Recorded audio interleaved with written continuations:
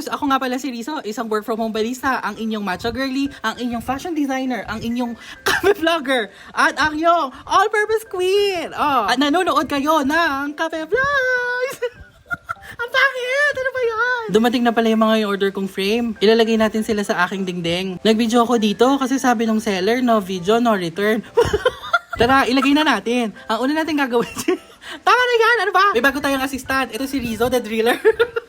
Ang bakit pakinggan, B? Tigilan mo na yan. Habang pinapako ko mga yan, may mga dumating na customer. Pagpasok nila, hinahanap nila yung camera. Mag-hi daw sila, kasama daw dapat sila sa vlog. Ayan na sila, oy. Hindi sila yung first na customer ko. Sobrang excited ko mag-client meeting kasi may gagawin akong damit for a wedding. Kalimutan ko mag-film. Wala akong na-film kanina umaga. So ayan, yung halos half day lang yung mga videos na meron ako. Hindi sila sabay-sabay nag-order, kaya hiwa-hiwalay yung mga clips. Pero sa kanila lahat yung mga videos na yan. Nag-order sila ng mocha blanco, matcha strawberry, kape tres leches, biga matcha, and itong mala ubi or yung blueberry fizzy drink. Oy, taray! Tapos nag-order sila ng tatlo, 3.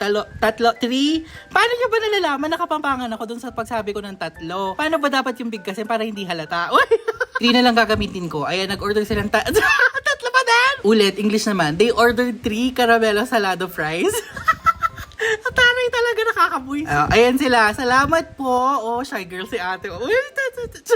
Ito na pala, ilalagay ko na yung mga frame. Yung mga nakalagay sa frame na yan, binigay lang sa akin. Sobra yung pasasalamat ko kasi lagi nila ako naaalala. Taray po. Gusto ko nga palang punuin ng fan art ang wall na yan. Kung may gusto kayong ibigay. Ibigay mo na. Charis!